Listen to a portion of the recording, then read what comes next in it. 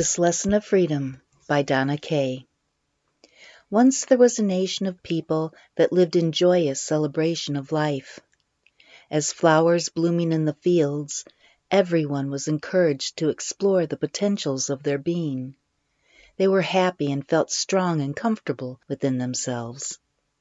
The children were taught that to hurt one life was to hurt the whole.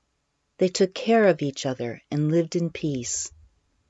One day a stranger named Brutus came to town and was welcomed openly, as were all visitors, for the people loved to learn of new worlds.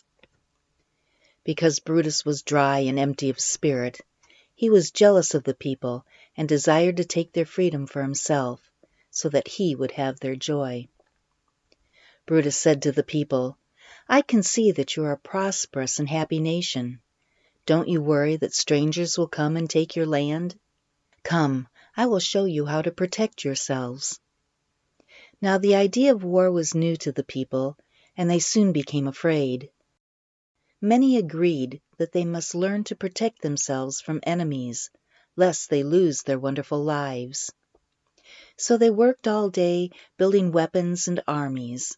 They no longer trusted people who were different, and they ran visitors out of town. But Brutus wanted more control, so he said, "This is not enough. How would you protect yourself from an enemy traitor within?" And the people praised Brutus for exposing their weaknesses in order to make them stronger. So they bolted their doors and shuttered their windows and started patrolling their streets. They stopped trusting themselves and asked Brutus to make all their decisions and rules. The enemies within showed themselves as Brutus said they would, and all protesters were thrown in jail for threatening the nation's security. Soon a routine of tired exhaustion fell over the land. The people worked even harder, making bigger weapons and jails and patrolling the streets. One night a little girl climbed out of bed, unlocked the door, and went outside.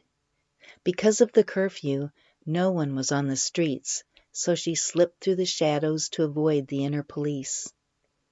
When she got to Brutus's house, she planted her feet firmly and yelled as loud as she could, "I will live in peace with you! I will live in peace!" Brutus's voice screamed out the window, "Who dares disturb the night? What traitor dares to break the curfew?" But the little girl yelled even louder, "My name is Freedom, sir, and I will live in peace with you. I will live in peace." "Traitor!" sputtered Brutus. "Guards, throw that arrogant dissident in jail. We cannot, will not tolerate such disrespect." Peering out their windows, the people saw little Freedom standing alone, as hundreds of the inner police swarmed the yard.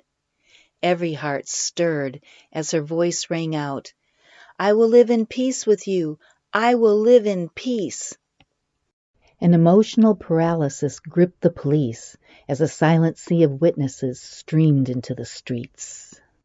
"Kill her!" shrieked Brutus. "Why do you just stand there? She is the master traitor of all. See how she confuses you? Freedom brings chaos. You must destroy her to save yourselves." "No, Brutus, you are wrong," Freedom replied. "You have planted the seed of fear into our minds. Now we work long hours at jobs that bring no joy in order to make things that we do not need. The gardens are not tended and the children are afraid. I do not accept your ways, but I will live in peace with you." "I will kill you with my own hands," declared Brutus, his robe sailing in the air as he ran to the door. But when he got outside, the people turned to him and would not let him pass. Waiting, watching, listening, they breathed as one. Gently, the people lifted Brutus and carried him out of town. When he looked back, he saw them holding hands, softly singing, "United in peace, we choose to give, supporting each other, we're free to live." And the people prayed for all souls so empty and dry, and that they would always remember this lesson of freedom.